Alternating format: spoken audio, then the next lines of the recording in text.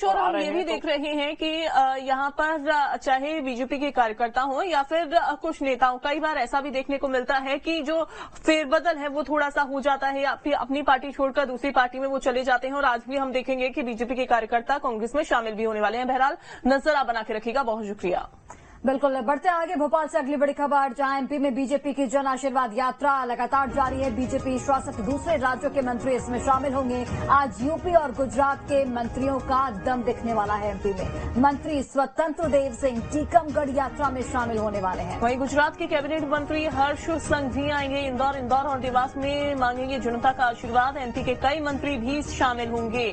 भूपेंद्र सिंह, गोपाल भार्गव, कैलाश विजयवर्गीय होंगे शामिल। तुलसी सिलावट, हरदीप जंग समेत कई मंत्री शामिल रहने वाले हैं।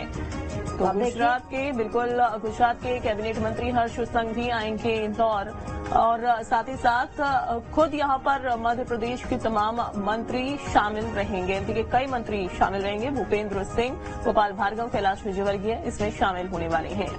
बिल्कुल, हम देख रहे हैं कि बीजेपी की जन आशीर्वाद यात्रा अलग अलग क्षेत्रों में जारी, अलग अलग संभागों में जारी है। और इस यात्रा के जरिए बीजेपी की कोशिश यही कि अपनी योजनाओं को जन जन तक पहुंचाया जाए। बीजेपी शासित दूसरे राज्यों के बड़े चेहरे इसमें शामिल होने वाले। यूपी गुजरात के मंत्री इसमें शामिल होंगे। मंत्री स्वतंत्र देव सिंह टीकमगढ़ यात्रा में शामिल होंगे। वहीं गुजरात के कैबिनेट मंत्री हर्ष संघवी इंदौर आएंगे। इंदौर और देवास में जनता का आशीर्वाद मांगा जाएगा, यानी कि एक बड़ी रैली को संबोधित वो करते हुए नजर आएंगे।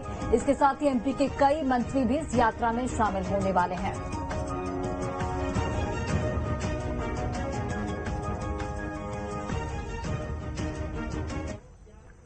और चलिए अधिक जानकारी के साथ हमारे सहयोगी अतुल इस वक्त लाइव जुड़े हुए हैं। अतुल, चूंकि हम देख रहे हैं कि बीजेपी की जन आशीर्वाद यात्राएं अलग अलग क्षेत्रों में जारी, अलग अलग संभागों में जारी है, और यहां पर जो बीजेपी शासित दूसरे राज्य हैं वहां के मंत्री, वहां के बड़े चेहरे यहां पर यात्रा में शामिल होने वाले, यानी कि बीजेपी पूरी तरह से इस यात्रा को सफल बनाने में जुटी हुई है। और कहीं ना कहीं उसका असर भी साफ तौर पर देख रहा है, क्योंकि जहां भी ये यात्रा जारी है वहां पर एक मैसिव रिस्पांस जनता की ओर से देखने को मिल रहा है।